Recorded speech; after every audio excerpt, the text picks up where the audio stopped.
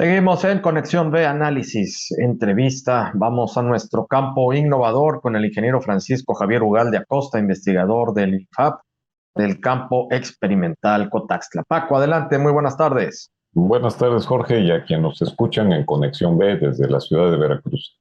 Esta tarde, con motivo de las fiestas patrias, voy a comentar sobre uno de los símbolos que nos identifican como mexicanos, el maíz.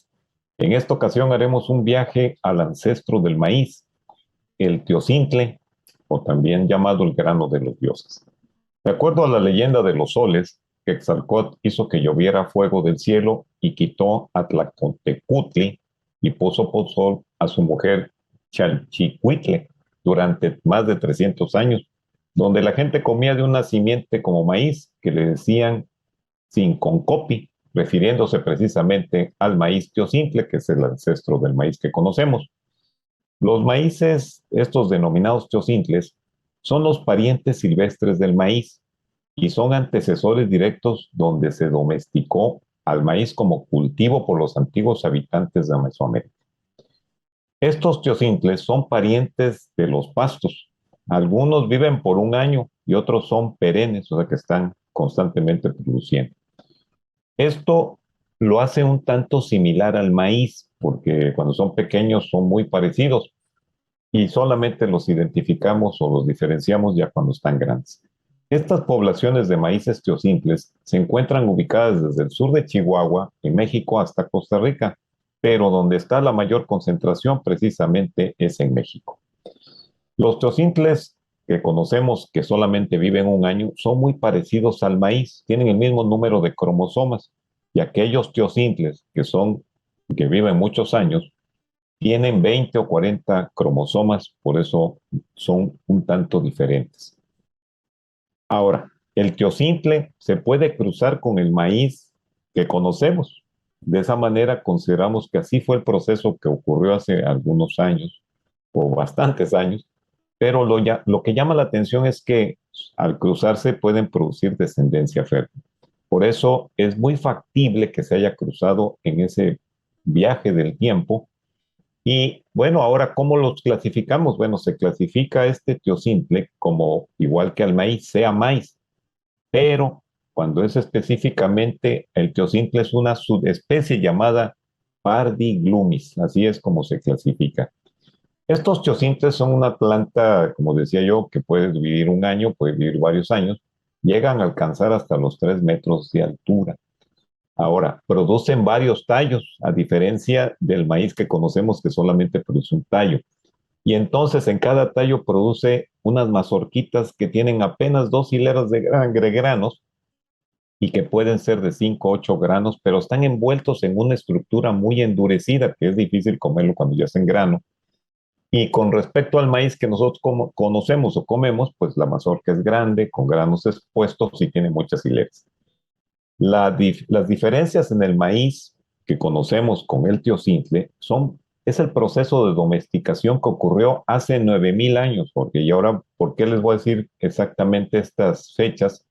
Ya que en los trabajos que se han hecho prácticamente fuera de nuestro país, la evidencia genética del teocintle, específicamente de la que está en la cuenca del río Balsas, o sea, del lado de Guerrero, en base a los estudios del radiocarbono y otros análisis que hicieron de los microfósiles encontrados en los metates sin patas donde hacían la molienda del maíz o el carbón utilizado para preparar los alimentos, ahí empezaron a hacer esos estudios. ¿Dónde se encontraron estos restos arqueológicos? En la cueva de Jicuatostla, en la región de la cuenca del río Balsas, en Guerrero.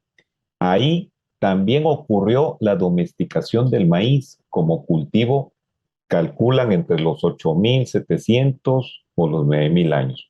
Es lo que coincide con dos trabajos en forma separada que se hicieron en Estados Unidos y en un centro de investigación en Panamá, donde se llevaron estas muestras para contribuir al conocimiento. Es un trabajo de evolución genética del maíz moderno. Ahora, ¿dónde ocurrió esto? Pues seguramente cuando los antiguos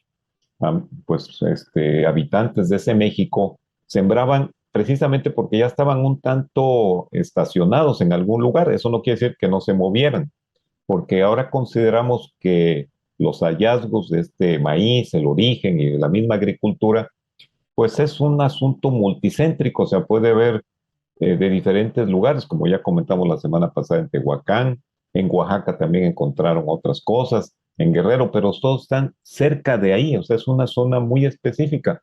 Y eso es lo que hasta la fecha se lleva de conocimiento sobre el origen del maíz y de la misma agricultura, trabajo que seguramente va a seguir generando información, Jorge.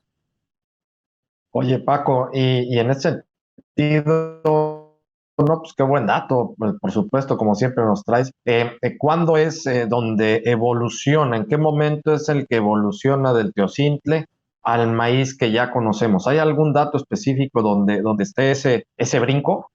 Bueno, es todo un misterio porque no sabemos si ocurrió de forma natural, porque el maíz teocintle crece entre los otros maíces, o fue manipulado por los mismos habitantes de esa época.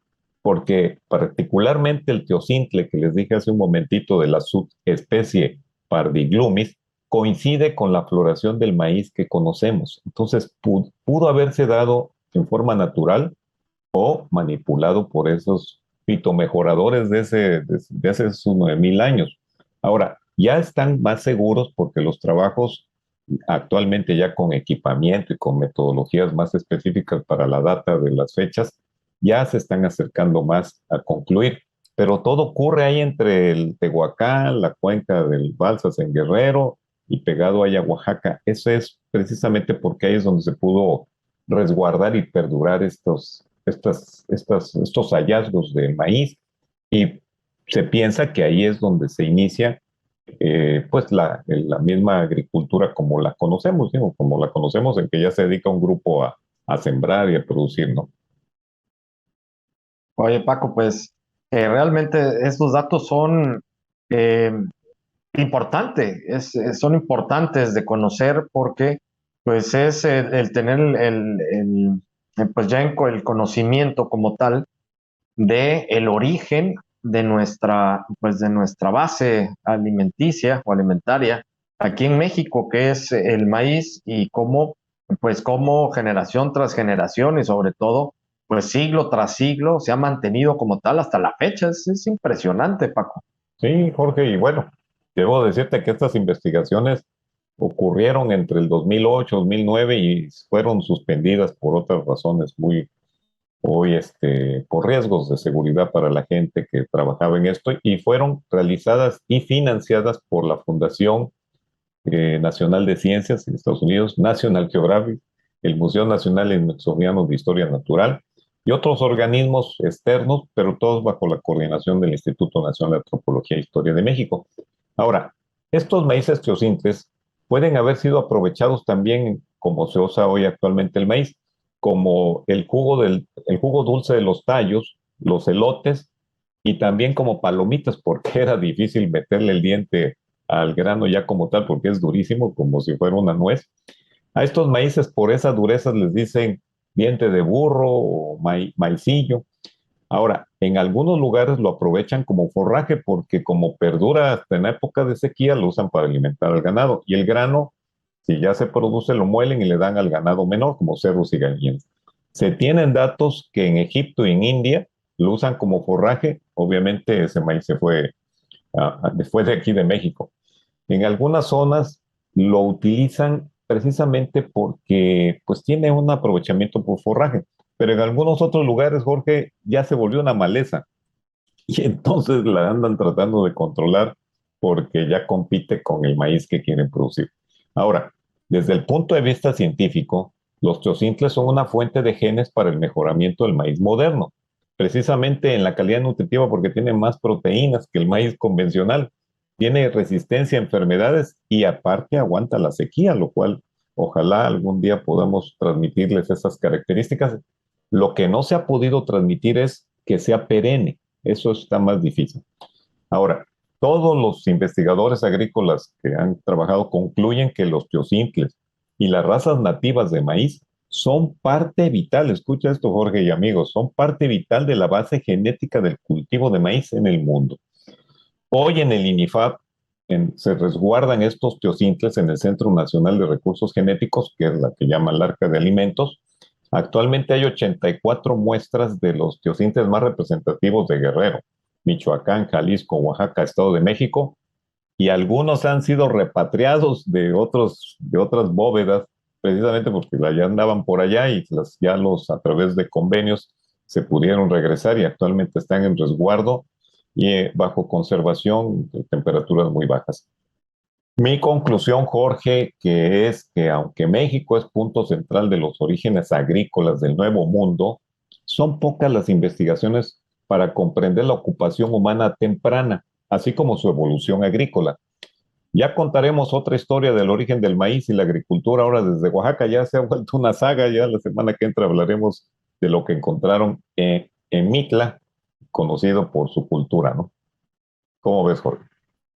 Oh, pues Paco, ya abriste la saga del maíz y realmente vale la pena porque es parte de nuestra historia y de lo que seguimos todavía consumiendo como base de nuestra alimentación en México, que es el maíz, Paco. Pues excelente, como siempre, muchísimas gracias. Vamos a estar contigo el próximo viernes. Sí, gracias. Pues el maestro Simple, otra historia más para sentirse orgulloso de ser mexicano. Buenas agrotardes. Igualmente, Paco, muchísimas gracias a Francisco Javier Ugalde Acosta, investigador del INIFAP del campo experimental Cotaxtla en nuestro campo innovador. Vamos al corte, volvemos.